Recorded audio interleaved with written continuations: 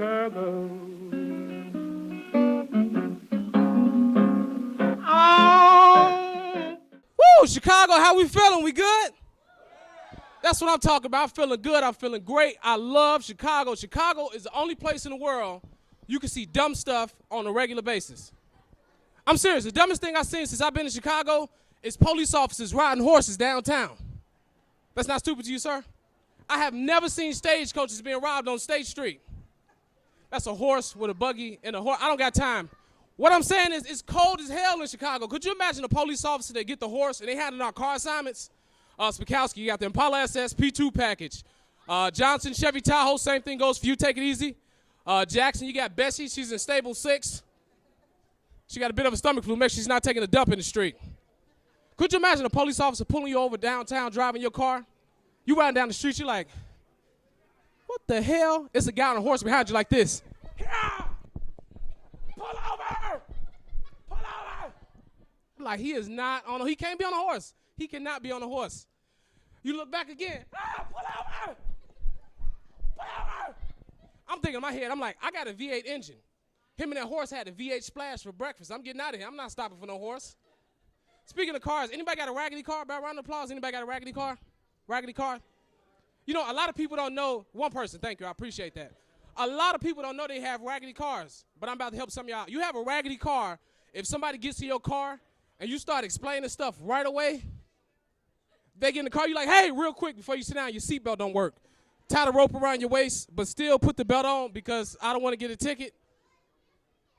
And don't touch that window because if it go down, it's not coming back up. I used to get whooped. I used to get whoopings all the time. I used to get whooped for 2 reasons. To this day, I have no idea what they are. I used to get whooped for carrying on and whatnot. Can anybody tell me what that is? Carrying on. Whatever you do, they add it on to the end of it, don't they? They be like, he was outside fighting and whatnot. You be like, what is whatnot? He at school acting a fool and carrying on. I'm like, what is carrying on? I do not know what carrying on is.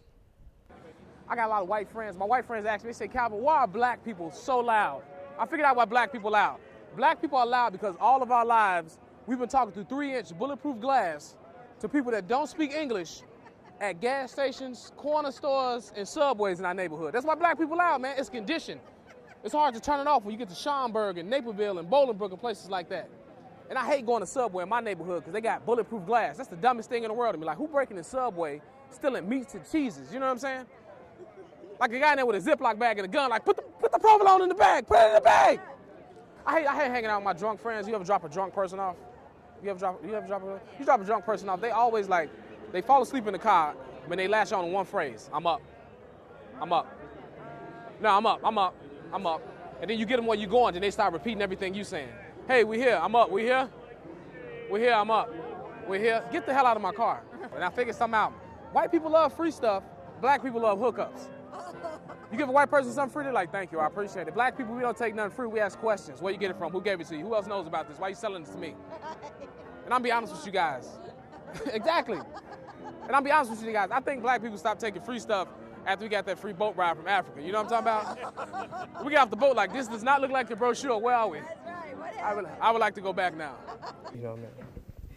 I love watching movies. One of my favorite movies right now is that movie Taken. You ever seen that movie Taken? Excuse me, have you ever seen the movie Taken with Liam Neeson? No. Well, look, he said one of the coolest movie lines I ever heard in my life. He got on the phone, he was like this. They took his daughter overseas, and he was like, I don't know what you want. If it's money, I don't have it. But what I do have is a special set of skills that I've acquired over a long campaign, and if you don't return my daughter, I will find and kill you. Now, that's some cool shit to say to somebody in another country over the phone. You don't even know if they speak English. You know what I'm saying? But I use the exact same movie line when bill collectors call my house. They call my house like, Mr. Evans, this is the University of Illinois. We have received payment of your student loans at some time, and we were just wondering when we could expect payment. I tell them like this, I'll be like, I don't know what you want. If it's money, I don't have it. But what I do have is these Chapter 11 papers that I'm going to fill out, and I'll never have to pay.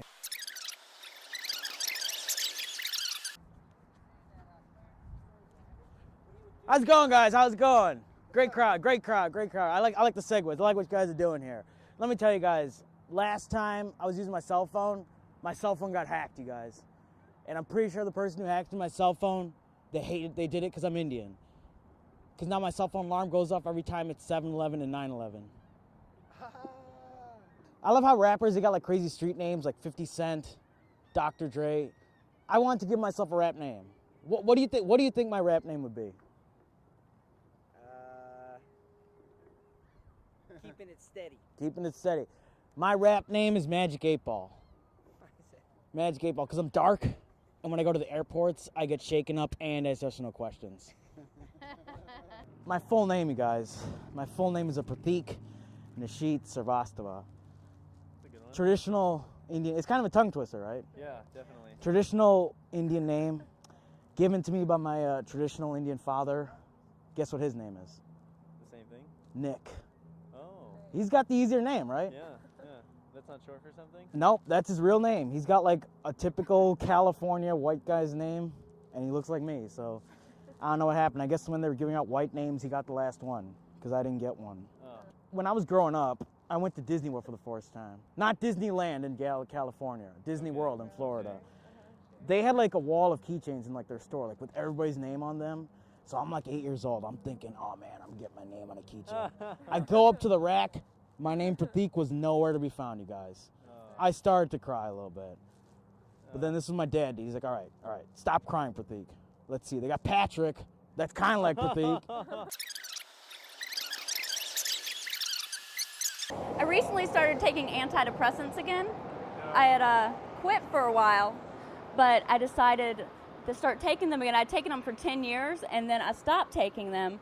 But then I sat in my bedroom for like 3 days naked and did nothing but like masturbate, eat spaghetti, and scream cry while watching TLC. So I figured maybe that's not what the other ladies are doing. Oh man, guys, I'm pumped to be here. I'm really happy to be here today. I shaved my legs and my butthole. Let you see? So I might find a husband. It could be you, sir. No? Do you remember being at the age, ladies, where if you didn't have a Cabbage Patch doll, then someone might as well kill you? It was really important to have one. I wanted one so bad, and every Walmart in North Carolina had been checked, but they couldn't find one. Finally, they found one, but whoopsie daisies, it was black. So when I went to open it on Christmas morning, I was like, what's wrong with my doll? And my mama goes, it's Hawaiian. So I just went around for the next few years, and every time I meet a black person, I was like, aloha, aloha. Everybody thought I was either racist or retarded. I'm happy to be here. A big thing I haven't told my family in North Carolina is that I dated a black man this past year. Whoa, earmuffs, Jesus. Also, I love seeing my mom when I go home. She put me in beauty pageants when I was 8 because I'm gorgeous, and also because that's when she realized I had a lot of learning disabilities. So she was like, she's not real smart, but she's pretty. I did a lot of beauty pageants. I was kind of like Jean-Benet Ramsey, you know? Except for my mom drank more wine and my parents didn't kill me. Bam! Red line. How's that for a punchline? So I dated a lady for my first time this year. I was super nervous about it, being from North Carolina and everything, and she was an Asian lady. Oh yeah, I know, earmuffs Jesus. So I got this book because I wanted to figure out a little bit about it, and I got this book called Dear John, I Love Jane, short stories about women who leave men for women. And I also watch a 4-year-old, and I look in my back seat, and she's just like flipping through, like reading this book, and I was like, hey, are you feeling confused too, you know? Are you not sure which way to go? And she's 4, so she goes, chocolate. And I was like, I know, I love black dick too. It's a real hard choice to make. I totally understand, girlfriend. But I was dating the Asian lady, and the only person I told back in North Carolina was my sissy. So she would call me every day and be like, hey, how's things going with you and Mulan? How's it going with you and the Asian princess? When I got home for Christmas, underneath the Christmas tree sat a Chinese takeout box, and inside she had some noodles, and she had wrote, please enjoy this puss platter. So that was real inappropriate.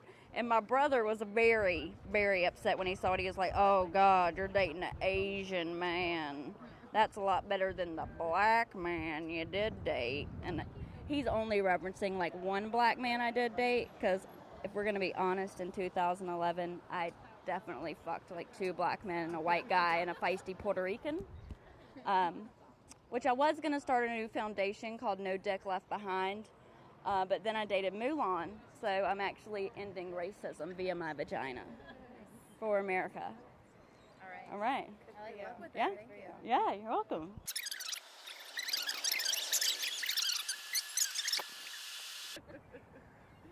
So I think we need to divorce the idea that love and sex are the same thing. Because in my best relationship, I still wanted to get some side pussy. But in my worst relationship, I never wanted to get some side love. I never thought I would throw it all away for this. At this point in my life, I'm not looking for love, I'm looking for a carny wife. And a carny wife is a girl that knows how to act like side pussy, even if she's the only bitch that you're fucking. A lot of people only want normal chicks, and that's fine. I can understand wanting to date a girl that you can introduce to your friends and family and not be ashamed of. Not me, that's not what I'm looking for. I need a girl that wants to blow me in the grocery store. She likes the way my dick looks in a banana. I have trouble with normal chicks too. Like, you get in a fight with a carny wife, you might lose a tooth. It's a very real possibility. But you get in a fight with a normal chick and suddenly everybody has to die. You, the kids, the career you spent 10 years building. And you can't ignore a normal chick. Like, a normal chick would rather burn your house down than go 3 days without a phone call. Carny wife, you could hang up on that hoe mid-sentence and not call her for a month, and she'd be fine. Thank you for your time. So have you ever tried online dating? It's one of those things that starts out cool, and then it gets creepy. Like, it was cool that it would tell me how far away somebody lived, but it told me one girl was 0 miles away, and that's when it got creepy. So this is the message I sent to her. Dear Mom, if you're in the attic, please come down.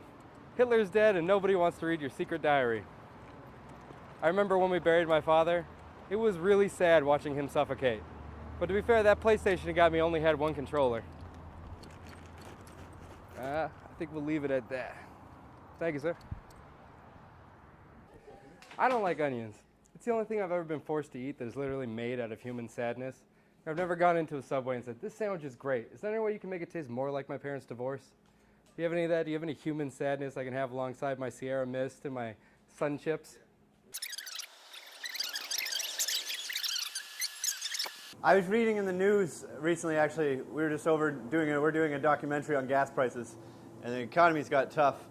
I read of this, a guy, a World War II vet, he was a 93-year-old man, and he died of hypothermia this last winter because the utility company shut off his heat when he couldn't pay his bills. Isn't that crazy? Like, pay your fucking bills. You know what I mean? Like, this guy's smugly shivering at home while the hydro company's out a couple $100. When are they going to get a fair crack, you know? I actually had to move back in with my parents recently. You had to do that? You live at home, or you didn't? And it's worse when you have to, like, when you're living away from home and then you have to move back home after a while, because it's like you went back to prison. It's like you're going back to prison because you couldn't make it on the outside, you know? You're back in like a familiar environment that's kind of unpleasant. You're living by someone else's rules. You're always getting raped in the shower. It's awful. Part of me wants to go to an actual prison, though. I feel like I'm ready, like, because that seems to be like the gauge of how tough you are in our society. You know what I mean? Like, and I know that you don't really have a lot of confidence in me. I can tell by your look. I think that this is the thing. I figured out one of the important things about prison. We're learning prison rules here. Is don't drop the soap in the shower, they say, right? You don't want to do that. It's bad. But I think I figured out what I do is, if I did, I would just bend to the knees to pick it up. You know, maintain the integrity of my spine while deterring any anal rape. Of course, I guess I'd be encouraging a lot of oral rape, but what's prison without friends, right? Right. All right, guys, enjoy your hot dogs. I've been Shane Copeland. Thank you very much. So I saw an ad for Imodium recently, and it said, while on vacation, diarrhea can strike when you least expect it. When on vacation are you expecting diarrhea? Exactly. Like, never like, oh, honey, it's 1 p.m., about time for my diarrhea. I better get waist deep in that ocean fast. Hey guys, how's it going? I was at a restaurant the other day. I was eating chicken, and on the door as I was walking in, they had a sign and it said, "We only serve young, fresh Purdue chickens." Yeah. They really got to tell me that? Like, I feel like I'd enjoy my meal a lot more if I thought the chicken lived a long and full life. And also, I don't really need to know where the chicken attended college. Like, it doesn't matter at all. I feel bad though. Like, I wanted to eat a chicken that had lived. What's that? Regular chicken. Yeah, and I wanted them to live a bit. You know, what I mean, I like when chickens had. Like, I didn't want to eat a virgin chicken. I mean that's not always the case. Like, I will eat eggs from time to time.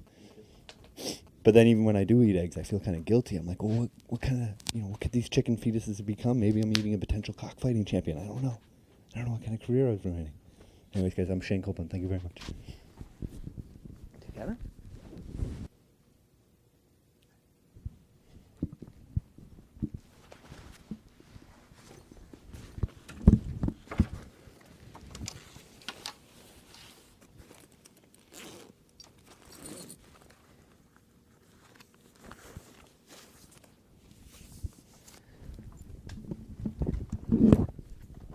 So I took a lot of shop classes in high school.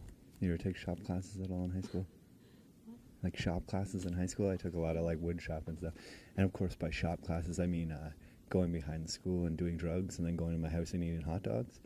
And at the time I remember thinking to myself like, this is no way to prepare for a career in construction. And then years later I got my first job in construction and I realized that's exactly how you prepare for a career in construction. Like every construction job I ever had, it's like a house party without the house. Yeah, and until we still finished building it, then it was exactly like a house party in every single way. Like I remember one of my first foremans I ever worked for was driving me home after work, and he had a beer between his legs and he was rolling a joint with one hand. And like that would have seemed odd to me, but I'd seen him doing the same thing on a bulldozer like 5 hours earlier. So I was like, he's got it, What are you studying? Oh, okay. Good luck. I gotta go. I got a test. Pardon? What's my job? I'm a student. I'm just kidding. I'm a comedian. We're filming a show. There's a camera over there. Thank you.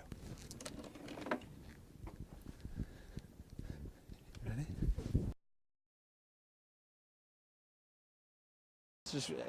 It's ridiculous. Like, I was dating this girl, right? And she was a hipster, and like I didn't call her. You know what I mean? Like, she labeled herself hipster, which is like the first rule of hipster. Yeah, you do not talk about hipster. And she was an artist, which is like the nicest way to say that she had a drug problem. And like, I can't afford that. You know what I mean? Like, I don't have money for that kind of thing. And I don't know, just being single, I just see the world differently. You know what I mean? Like the other day, I saw this picture of this beautiful woman, and she was missing. I was like, damn, I hope I find her first. That would be sweet. That would be pretty awesome.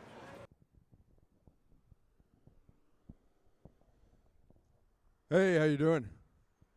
I've been watching a lot of movies lately. Have you ever seen Willy Wonka and the Chocolate Factory? No, it's okay. Have you ever seen Willy Wonka and the Chocolate Factory? It's like, I knew they had to pick Charlie to win the Chocolate Factory because it could never be a woman, Like, here, let me play down the scenario for you. You get an 11-year-old prepubescent girl. That's okay. It's okay. I'll walk with you. It's all right. You get an 11-year-old girl who takes over the Chocolate Factory, right? And then she starts inviting her friends over, right? And then what would happen is, inevitably, they would start going through puberty. They would get their period. And then when all of these girls start getting their period, they would all start getting their period at the same time, because that's how it works, So then what happens? Well, if they're like any women I've ever known, when women are on their period, they just eat chocolate like crazy. So, yeah. Okay. Yeah. So, how many cycles do you think that the Chocolate Factory would last? Like 2 or 3? 2 or 3 months? It's like, what the fuck? Where are we going? Chase Promenade?